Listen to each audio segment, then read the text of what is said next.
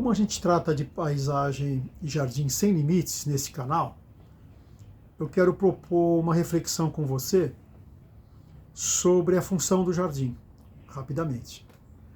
Um jardim ele tem como conhecimento por todo mundo, na média, em geral, as pessoas, na sua história, como uma coisa estética, uma coisa, por exemplo, no Ocidente, principalmente naquela que a gente chama de Renascença, ele era uma área que acompanhava a arquitetura dos edifícios, né? Principalmente buscando demonstrar, com aquelas esculturas, com aqueles repuxos d'água, com o desenho da topiaria, né? com aquelas formas geométricas, buscava-se principalmente mostrar o domínio do homem sobre a natureza. Isso foi mudando ao longo do tempo, e hoje a gente pode dizer que essas funções todas elas se encontraram de acordo com o histórico que foi acontecendo, principalmente no século XX, foi moldando novas formas de se abordar o jardim. Hoje você tem, além do jardim ter a questão estética, além de um jardim valorizar a percepção pelos perfumes, pelos aromas, que é a questão que nós já tratamos aqui, eu venho tratando das plantas aromáticas, ele também pode ser usado e misturado e combinado e desenhado com plantas alimentícias, frutíferas, hortícolas, né? as folhagens, os legumes, etc, etc. Desde o século XIX, você tem, por exemplo, na Inglaterra e na França, jardins que isso foi combinado e permaneceu até o século XX. Você tem as improvisações, você tem as roças no Brasil, principalmente da região sudeste, no nordeste, onde hoje as pessoas combinam. Você tem a arborização da propriedade rural e você tem o alimento, você tem a roça, e todo mundo cria uma planta que tem gosto. Porém, o paisagismo tem uma função, ele tem a função de organizar essas ideias todas, buscando otimizar ao máximo o aproveitamento, o resultado final que essas plantas e o espaço pode fornecer. Eu quero começar falando, por exemplo, das aromáticas que nós já conversamos. Tá? Você tem portes diferentes. Eu peguei exatamente o manjericão, que é uma planta muito conhecida e muito usada, que eu chamo plantas de calor, porque elas têm um aroma muito marcante. Essa é manchada de roxo, né? Eu tenho dois tipos de manjericão muito conhecidos aqui. Qualquer lugar do comércio que você vai, você encontra. E eles estão bastante abertos aqui embaixo. Por quê? São plantas que eu estou criando numa área de pouca insolação. Então eles vão perdendo a folhagem por baixo e vão formando essa estrutura no topo, onde a brotação passa a ser mais no topo da planta e menos na parte inferior. Por quê? Porque a própria planta vai eliminando as folhas inferiores conforme ela se desenvolve. É muito típico, devido à alta energia que o manjericão tem de crescer rapidamente e abrir numa forma de taça a sua estrutura, ele vai abrindo e vai privilegiando as brotações superiores de acordo com a insolação que ele recebe. Se ele recebe uma insolação forte num jardim plantado na terra ou num vaso grande, ele vai também brotar muito, fazer muitas brotações de pé, tá? Formando uma toceira maravilhosa. Se você dá as condições, que nós vamos ver mais para frente quais são as condições básicas para uma herbácea dessa, aromática, num jardim, num vaso, você vai ver quantas alegrias que ele pode trazer para a gente, tá? Como tempero, como chá e até como planta ornamental num jardim que serve a duas coisas ao mesmo tempo. Ele ornamenta um canteiro onde você pode plantar numa aléia, por exemplo, de frutas, como limões, como se faz em alguns países, e entre eles você vai colocando os temperos. E nas partes mais baixas, na frente daquela montagem do canteiro, se colocam plantas mais baixas, se colocam pequenos cultivos, podem ser morangos, por exemplo. Esse sou eu cultivo, esse é caseiro. Ó. Esse é plantado aqui na minha casa. Tá?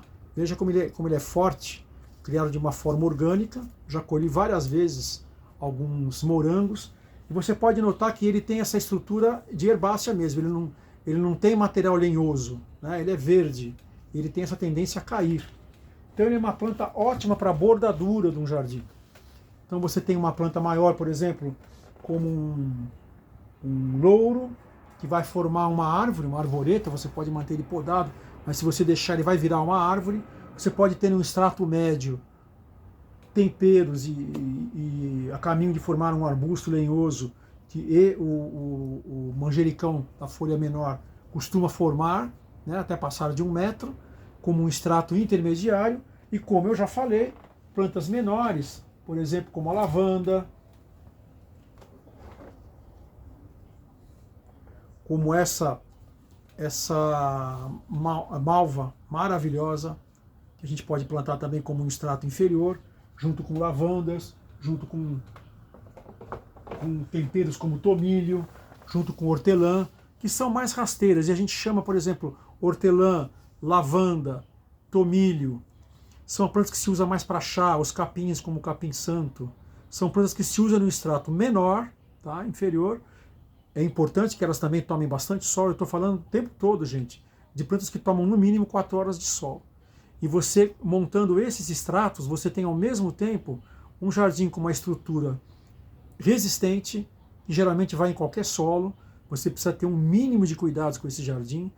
Aprendendo essa manipulação, esse manejo, você pode partir para aventuras mais gostosas, mais interessantes, plantas mais raras, sabores mais incomuns, mais beleza, combinações diferentes, e que são feitas assim quase que infinitamente nos jardins do mundo inteiro, seja ao Oriente, seja ao Ocidente, seja nas Américas. Por quê? Porque hoje a internet apresenta todas essas experiências para você. Você pode entrar, por exemplo, você pode acompanhar uma pessoa na Índia criando orquídea, como eu acompanho, tá? Que é um assunto para outros vídeos mais para frente. Mas o que eu quero aqui deixar bem claro é que a nossa proposta é fazer com que você, como proprietário de uma área ou morador de um sobrado, onde você pode ter, por exemplo, na média, o que sempre se vê são pequenos jardins de 3 por 3 metros, ou uma sacada, ou uma varanda, ou como a gente chama em muitas cidades no Brasil, a laje, você pode ter um cultivo que te traga muita satisfação, tá? Essa é a proposta que nós vamos trazer para você, que eu já estou trazendo, essa discussão que eu já iniciei hoje com essas aromáticas. E a série vai continuar, nós vamos fazer algumas montagens agora, por exemplo, além do manjericão, nós vamos trazer um cultivo numa escala um pouco mais densa das pimentas, tá? Veja que beleza esse arbusto pequeno de pimenta, que ele está armado, ele está com uma sustentação de madeira, porque ele tende a abrir demais, né? Ele tem uma poda específica para ficar rígido assim, e dar essa montagem bonita. Isso você pode montar maciços inteiros dessa pimenta. Então você, ao mesmo tempo que você vai alimentar a cozinha da sua casa, você vai fazer uma montagem estética para o seu jardim. Ele pode ter relação com outros arbustos, ele pode ser plantado tranquilamente com manjericão. Isso tem até na história dos jardins, sempre as pimentas e esse tipo de tempero com manjericão. Você pode, inclusive, também ter um estoque de planta, é uma planta que serve muito à medicina, tá? Usando ela como tempero digestivo. E, inclusive, no final de tudo, você tem também uma planta repelente de insetos. Você pode fabricar, a partir da pimenta, por exemplo, alguns tipos de repelente. Eu vou ensinar isso mais para frente para vocês. E o interessante que a gente busca, né, nessas nossas propostas é a perenidade, tá? Eu respeito muito o mercado, eu vivo disso, de você ter planta, de você fornecer planta para clientes, muitas vezes em vasos, de acordo com a necessidade que o cliente tem. Mas é importante para que a pessoa que quer ter um jardim marcante na sua casa, que ele adote esse conceito da perenidade, ou seja, dele aprender um pouquinho mais de manejo de alguns truques que a gente usa na jardinagem, tentar usar um pouco mais as plantas nativas da sua região, que dão na sua cidade, e você vai notar que você vai atrair melhor os polinizadores, que é quem vai polinizar essas flores aqui, para que dê os frutos que você tanto precisa para a sua cozinha. Aí a gente monta uma estratégia, isso vai fazer parte da nossa análise para montar os jardins, tá bom? Eu acho que tá bom a gente começar assim, tá? Nós vamos ter a parte também didática, com visuais, com desenhos, e paralelo a isso tudo também eu vou fornecer uma literatura, os PDFs para vocês, e aí nós vamos fornecendo as informações. O que eu peço é para você que você se inscreva no canal, deixe o seu like, se comunique com a gente, tá? Eu vou deixar no nosso canal tem o arroba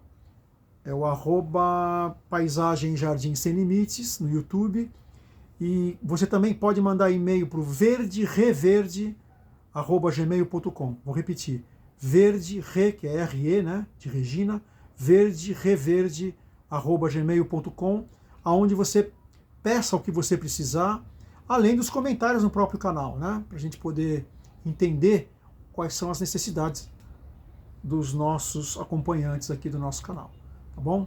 Estou muito feliz em poder atender você e fico no aguardo de você se comunicar comigo, tá bom? Um abraço, tudo de bom.